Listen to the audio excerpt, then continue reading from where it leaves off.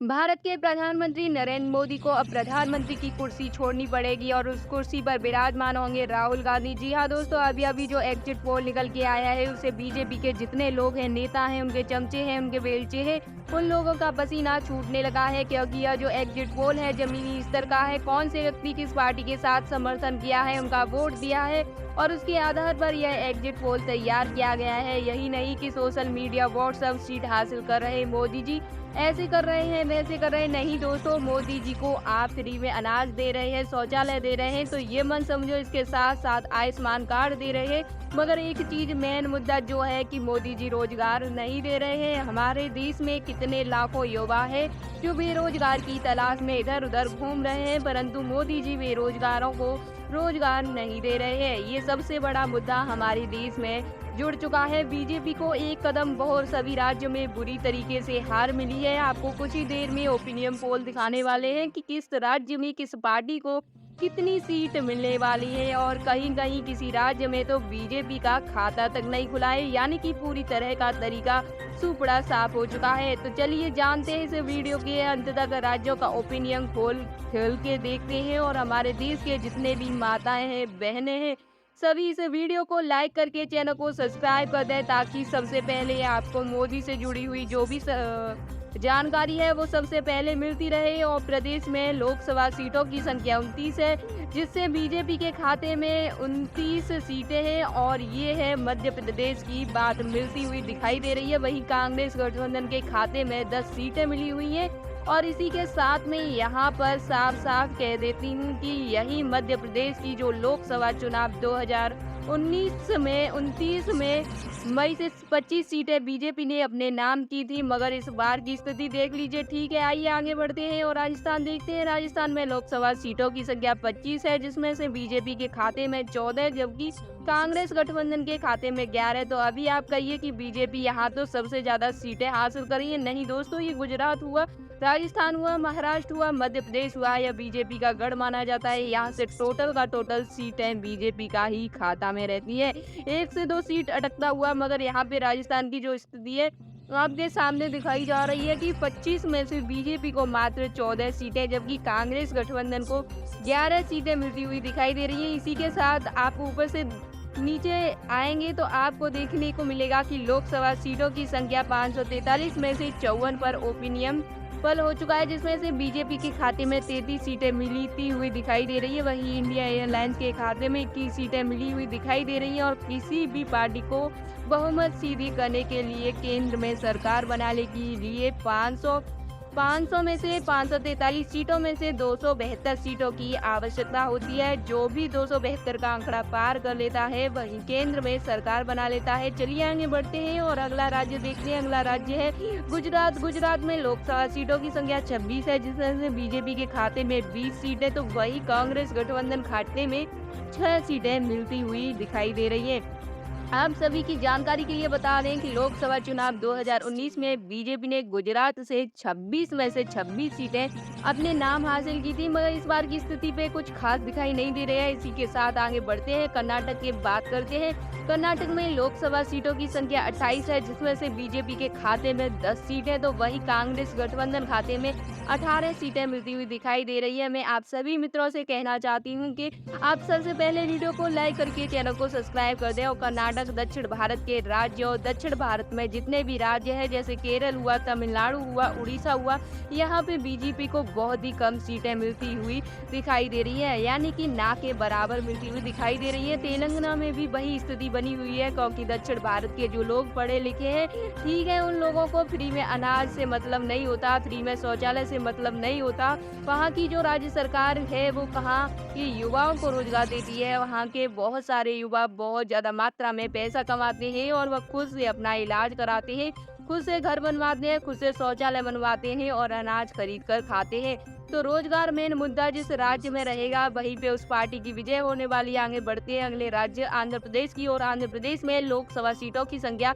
25 है। 25 में से 7 सीटें बीजेपी को मिलने वाली है, वहीं कांग्रेस गठबंधन को 5 सीटें मिलने वाली हैं और अन्य के खाते में 13 सीटें मिलती हुई दिखाई दे रही हैं। जी हाँ दोस्तों, आंध्र प्रदेश, उड़ीसा, पश्चिम बंगाल, यहाँ पे हमेशा 2014 से 2019 में अन्य पार्टी ही विजय हासिल करती है। इस बार भी यहाँ पे अन्य पार्टी का ही दबदबा है। इसी के साथ देख लीजिए 127 पर ओपिनियन पोल हो चुका है, जिसमें 70 सीटें बीजेपी के खाते में, जबकि 50 सीटें कांग्रेस गठबंधन के खाते में है और अन्य खाते में 13 सीटें मिलती हुई दिखाई दे रही है। तो बीजेपी यहाँ पे अभी आगे दिखाई दे रही है, मगर दक्षिण भारत में जब हम चलेंगे तो कुछ ही देर में आपको बीजेपी की स्थिति जो है मालूम चल जाने वाली है। तो थोड़ा सा वेट करिए, और जो मोदी भक्त होंगे उनको तो थोड़ा सा तकलीफ होने वाला है इस वीडियो को देखने के बाद, क्योंकि वे लोग तो चाहेंगे कि मोदी जी ही भारत के प्रधानमंत्री बने। मगर यह जो एग्जिट पोल है यह जमीनी स्तर का है। जमीनी स्तर पर लोगों ने जिनको वोट दिया है उसी के आधार पर यह पोल तैयार किया गया है। भले ही मोदी भक्तों को दुख लगे, उससे कोई मतलब नहीं होता। हम सच बताते हैं और एकदम 100% कोशिश करते हैं कि आपको एग्जिट पोल दे। आगे बढ़ते हैं अगले राज्य तमिलनाडु। तमिलनाडु में लोकसभा सीटों की संख्या 39 है, जिसमें से बीजेपी के खाते में एक भी सीट नहीं है, यानी कि तमिलनाडु में बीजेपी का सूपड़ा साफ है। सभी सीटें मिल रही है, वहीं कांग्रेस को 39 सीटें मिल रही है, तो ये बड़ी बात है। आइए बिहार देखते हैं। बिहार में लोकसभा सीटों की संख्या 40 है, जिसमें से बीजेपी खाते में 71, वहीं कांग्रेस गठबंधन खाते में 20 सीटें मिलने की उम्मीद है, वहीं अन्य खाते में 4 सीटें मिलने की उम्मीद है। इसी के साथ देख लीजिए 206 पर ओपिनियन पोल हो चुका है, जिसमें से बीजेपी खाते में 86 सीटें, वहीं अन्य जो कांग्रेस गठबंधन है राहुल गांधी उनके खाते में 109 सीटें, यानी कि अब यहाँ पर बीजेपी से जो कांग्रेस पार्टी है वो आगे निकल चुकी है। वहीं अन्य खाते में 17 सीटें मिलती हुई दिखाई दे रही हैं। चलिए बढ़ते हैं अगले राज्य को देखते हैं। तो दोस्तों एक बात आपको यहाँ पर जानकारी के लिए बता दूं कि आपको सबसे पहले बिहार राज्य जो है, यहाँ पर लोकसभा चुनाव 2019 में बीजेपी पार्टी ने 40 सीटों में से 39 सीटें अपने नाम की है, एक ही सीट कांग्रेस के पक्ष में गया है। तो यहाँ के जो जितने भी बीजेपी पार्टी थे दबाव कर रही थी, इस बार बिहार में 40 में से 40 सीट हासिल करेंगे। मगर यहाँ पे तेजस्वी भैया है और तेजस्वी भैया का बिहार में दबदबा काफी ज्यादा मजबूत है, और जब कांग्रेस का समर्थन मिल ही रहा है तो कुछ पूछने वाली बातें नहीं है। चलिए आगे बढ़ते हैं और देखते हैं पश्चिम बंगाल। पश्चिम बंगाल में लोकसभा सीटों की संख्या 42 है, जिसमें से बीजेपी के खाते में 10 सीटें, वहीं कांग्रेस गठबंधन खाते में 8 सीटें, जबकि अन्य खाते में 24 सीटें मिलती हुई दिखाई दे रही हैं। आपकी जानकारी के लिए बता दूं कि जो अन्य पार्टी है ममता बनर्जी टीएमसी है, ठीक है, और यह कांग्रेस के साथ गठबंधन नहीं है कि इनका साफ साफ कहना है कि मैं कांग्रेस पार्टी के बाहर से समर्थन करूंगी, यानी कि हर सीट पर वह अपना कैंडिडेट खड़ा करेंगे और 42 का 42 सीटों पर, और जो भी यहाँ से उम्मीदवार जीतते हैं तो बाद में चलकर यह कांग्रेस पार्टी को समर्थन देने वाले हैं। इसी के साथ महाराष्ट्र की बात करें तो महाराष्ट्र में लोकसभा सीटों की संख्या 48 है, जिसमें से बीजेपी खाते में 48 सीटें मिलने की उम्मीद है, वहीं कांग्रेस गठबंधन के खाते में 30 सीटें मिल सकती हैं। और दोस्तों यह बीजेपी के लिए बहुत ज्यादा दुखद खबर है, क्योंकि महाराष्ट्र में लोकसभा चुनाव 2019 में 48 में से 42 सीटें बीजेपी ने अपने नाम हासिल की थी, मगर इस बार मात्र 18 सीटें ही बीजेपी के खाते में जा रही है। आइए आगे बढ़ते हैं। अगला राज्य है उत्तर प्रदेश। उत्तर प्रदेश में लोकसभा सीटों की संख्या 80 है, जिसमें से बीजेपी के खाते में 45 सीटें हैं, वहीं कांग्रेस गठबंधन खाते में 35 सीटें मिल सकती हैं। और दोस्तों कहा तो यह जा रहा है कि उत्तर प्रदेश जिसको चाहे उसको केंद्र सरकार बनवा सकती है, क्योंकि इसके पास सबसे अधिक सीटें 80 सीटें हैं। मगर यहाँ पर देखिए तो यहाँ उत्तर प्रदेश में बीजेपी भी काफ़ी ज़्यादा मजबूत है और कांग्रेस भी सरकार का गठबंधन अखिलेश यादव के द्वारा जो किया गया है ये भी काफ़ी ज़्यादा मजबूत दिखाई दे रहा है। और यही कारण है कि बीजेपी को 45 सीटें मिल रही है, वहीं कांग्रेस को 35 सीटें मिल रही है, तो 10 सीटों का अंतर है, तो कोई ज़्यादा नहीं कहा जा सकता। इसी साथ में आगे बढ़ते हैं उड़ीसा के बारे में बात करते हैं। तो उड़ीसा में लोकसभा सीटों की संख्या 21 है, जिसमें से बीजेपी के खाते में 4 सीटें, वहीं कांग्रेस गठबंधन के खाते में 5, जबकि अन्य के खाते में 12 सीटें मिलती हुई दिखाई दे रही हैं। तो दोस्तों इसी के साथ देख लीजिए 357 पर ओपिनियन पोल हो चुका है, जिसमें 73 सीटें बीजेपी के खाते में है, वहीं 181 सीटें कांग्रेस गठबंधन खाते में है, जबकि 53 सीटें अन्य के खाते में देखने को मिल रही है। दोस्तों यह अन्य जो पार्टी है वो कभी नहीं बीजेपी को समर्थन देने वाली। हाँ मैं आपको बता दूं यह समर्थन देगी, जितने भी सीट अन्य के खाते में रहा है वह कांग्रेस को ही आगे चलकर समर्थन देने वाली है। ठीक है, और सभी पार्टी जितने भी लगभग 41 पार्टियां मिलकर इंडिया अलायंस गठबंधन का निर्माण किया है, सभी लोग मिलकर बीजेपी को यहाँ से समाप्त करने वाले हैं और सरकार को समाप्त करने वाले हैं। बीजेपी 2014 में मजबूत स्थिति में थी और 2019 में भी मजबूत स्थिति में थी, मगर यहाँ पे जो गठबंधन हुआ है इंडिया अलायंस का, वह काफ़ी ज़्यादा मजबूत है और यही कारण है कि आपने देखा होगा मोदी जी हो या फिर अमित शाह हो या बीजेपी के कोई भी नेता हो, पूरी तरीके से चुनाव प्रचार में अपना जान डाल दिए थे। मोदी जी तो हेलीकॉप्टर को रिक्शा बना दिए थे। रोजाना रैली के लिए भले देश की विकास हो या ना हो उसके बारे में कोई सोच, डेली रोज रैली पे रैली करते थे, दिन भर रैलियां ही करते थे। चलिए आगे बढ़ते हैं। अगला राज्य है केरल। केरल की बात करें तो केरल में लोकसभा सीटों की संख्या 20 है, जिसमें से बीजेपी के खाते में एक भी सीट नहीं मिलने वाली है, यानी कि यहाँ पे बीजेपी का सुपड़ा साफ समझिए। दक्षिण भारत में बीजेपी का हमेशा से स्थिति बहुत ज़्यादा दयनीय रही है और केरल में इतिहास रहा है यहाँ से लोकसभा सीटों की संख्या 20 में से बीजेपी कभी भी एक सीट हासिल नहीं की है। वहीं कांग्रेस को 18 सीटें और खाते में 2 सीटें मिल सकती हैं। चलिए आगे बढ़ते हैं। इसके साथ देख लीजिए ना, अब 417 पर ओपिनियन पोल हो चुका है, जिसमें से बीजेपी खाते में 1663, जबकि कांग्रेस गठबंधन खाते में 199 और अदर के खाते में 55 मिलती हुई नजर आ रही है। आगे तेलंगाना राज्य में लोकसभा सीटों की संख्या 17 है, जिसमें से बीजेपी का 2 सीटें और कांग्रेस को 1 सीटें मिलने वाली है। तो तेलंगाना भी दक्षिण भारत का ही राज्य है और मैं बोलना चाहूंगी कि दक्षिण भारत के लोग जो होते हैं पढ़े लिखे होते हैं, उनके पास फ्री में कुछ होता है तो उनके पास रोजगार होता है और रोजगार के कारण वह मोदी से कोई लालच नहीं करते कि मोदी जी हमको फ्री में शौचालय दें, अनाज दें या फ्री में हमारा घर बनाएं, हमारा विकास होगा या नहीं होगा। तो अगले राज्य की जो बात करें तो वहाँ के जो लोग हैं वो बहुत ही ज़्यादा रोजगार को प्राप्त कर चुके हैं और यही कारण है कि दक्षिण भारत में हमेशा बीजेपी को हार मिलती है। बीजेपी का हार का सामना करना पड़ता है। आइए आगे बढ़ते हैं। असम की बात करते हैं। असम में लोकसभा सीटों की संख्या को लेकर के 8 है, जिसमें कांग्रेस के खाते में 6 सीटें मिल सकती हैं। असम में 14 सीटें हैं। सारी असम में लोकसभा सीटों की संख्या 14 है, जिसमें से बीजेपी को 8 और कांग्रेस को 6 सीटें मिल सकती हैं। ठीक है, चलिए आगे बढ़ते हैं और अगला राज्य देखते हैं फटाफट। जितने भी राज्य बचे हुए हैं 2 से 3 मिनट में अभी राज्यों को देख लेते हैं और लास्ट में आप सभी देखिए कि इस पार्टी को कितनी सीट मिलने वाली है और फिर क्या तीसरी बार भारत के प्रधानमंत्री नरेंद्र मोदी ही रहेंगे। इस बार राहुल गांधी भारत के प्रधानमंत्री बनने वाले हैं, यह लास्ट में आपको मालूम चल जाने वाला है। देख लिए झारखंड में लोकसभा सीटों की संख्या 14 है, जिसमें से बीजेपी को 5 सीटें मिलने वाली है और वहीं कांग्रेस गठबंधन को 9 सीट मिलने की उम्मीद है। तो इसी के साथ देख लीजिए 262 पर ओपिनियन पोल हो चुका है, जिसमें से बीजेपी खाते में 178 सीटें मिलने की उम्मीद है। वहीं 225 सीटें कांग्रेस गठबंधन को मिलने की उम्मीद है। वहीं 59 सीटें अन्य के खाते में भी देखने को मिल रही हैं। इसी के साथ पंजाब देख लीजिए। पंजाब में लोकसभा सीटों की संख्या 13 है, जिसमें से बीजेपी खाते में 2 सीटें, वहीं कांग्रेस गठबंधन खाते में 10 सीटें मिलने की उम्मीद है और 1 सीट अनेक खाते में जा सकती है। तो दोस्तों पंजाब हरियाणा में जो बीजेपी की स्थिति है वो काफी ज्यादा दयनीय है, क्योंकि यहाँ के जितने भी किसान हैं, भाई बहन, वो लोग बीजेपी से पूरी तरह से नाराज हो चुके हैं।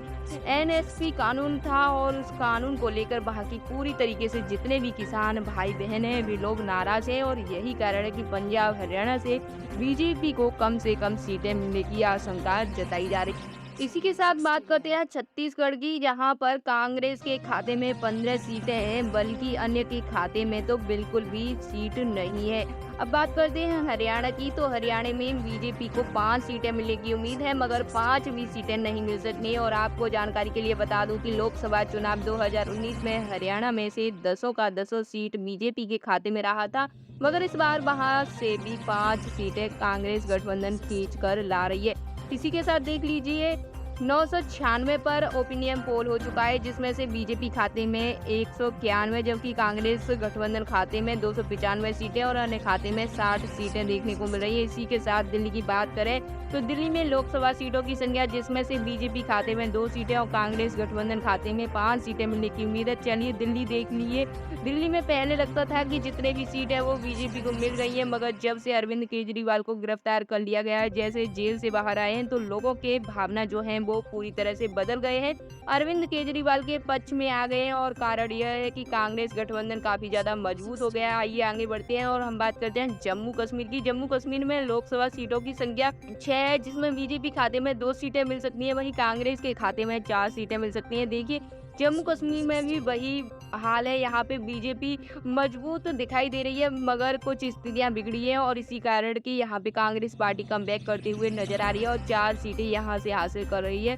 उत्तराखंड देख लीजिए, उत्तराखंड में लोकसभा सीटों की संख्या 5 है, जिसमें से बीजेपी खाते में 3 सीटें और कांग्रेस गठबंधन खाते में 2 सीटें मिल सकती हैं। आपकी जानकारी के लिए बता दूं कि उत्तराखंड में ये 5 सीटें 2019 के लोकसभा चुनाव में पाँचों का पाँचों सीटें बीजेपी के नाम रही थी। और हिमाचल प्रदेश में की बात करें तो हिमाचल प्रदेश में लोकसभा सीटों की संख्या 4 है और जिसमें से 2 बीजेपी को मिल रही है और 2 कांग्रेस को मिलने की उम्मीद है। और यह भी हिमाचल प्रदेश की चारों सीटें बीजेपी के नाम रहा था 2019 के लोकसभा चुनाव में। अब देखिए, अरुणाचल प्रदेश की बात करते हैं तो 2 का 2 सीटें कांग्रेस के पक्ष में जाने वाली है। अब जितने भी बाकी राज्य हैं, केंद्र शासित प्रदेश हैं, फटाफट देख लीजिए 2 मिनट 1 मिनट के अंदर आपको बता दें कि गोवा देख लीजिए, गोवा में लोकसभा सीटों की संख्या जो है 2 है और 2 में से 2 की 2 बीजेपी को मिलने वाली है, बाकी सीटों में से 2 बीजेपी को मिल जाएंगी और गोवा थोड़ी सी मजबूती स्थिति है। बीजेपी अब देख लीजिए, मणिपुर में 2 सीटें हैं और 2 का 2 सीटें कांग्रेस को मिलने वाली है। सिक्किम में 1 सीट है और 1 का 1 सीट यहाँ पे कांग्रेस को मिलने वाला है। इसी के साथ में 525 पर ओपिनियन पोल हो चुका है, जिसमें बीजेपी खाते में 202 जबकि कांग्रेस गठबंधन के खाते में 60 सीटें और कांग्रेस गठबंधन खाते में 263, यानी कि बहुमत के करीब आ पहुंचा है और अन्य के खाते में 60 सीटें मिलती हुई दिखाई दे रही हैं। त्रिपुरा में 2 सीटें हैं, दोनों का दोनों सीटें बीजेपी को मिलने वाली है, तो 227 पर ओपिनियन पोल पहुंच चुका है। और मेघालय में 2 सीटें हैं और दोनों का दोनों सीटें बीजेपी को मिलने वाला है। तो आगे बढ़ते हैं, आप नागालैंड को देख लीजिए, नागालैंड में 1 सीट है और 1 का 1 सीट कांग्रेस को मिलने वाला है। मिजोरम में 1 सीट है और 1 का 1 सीट कांग्रेस को मिलने वाला है। दादर नगर हवेली और दमन दीव में 2 सीटें और 1 का यहाँ पे बीजेपी को मिल रहा है और 1 यहाँ पे कांग्रेस गठबंधन को मिल रहा है। अंडमान निकोबार द्वीप समूह में देख लीजिए 1 सीट है और 1 का 1 सीट कांग्रेस गठबंधन को मिलने वाला है। अन्य राज्य यानी कि टोटल की बात करें, जितने भी राज्य बचे हुए, केंद्र शासित प्रदेश बचे हुए हैं, तो 7 सीटें, 7 सीटों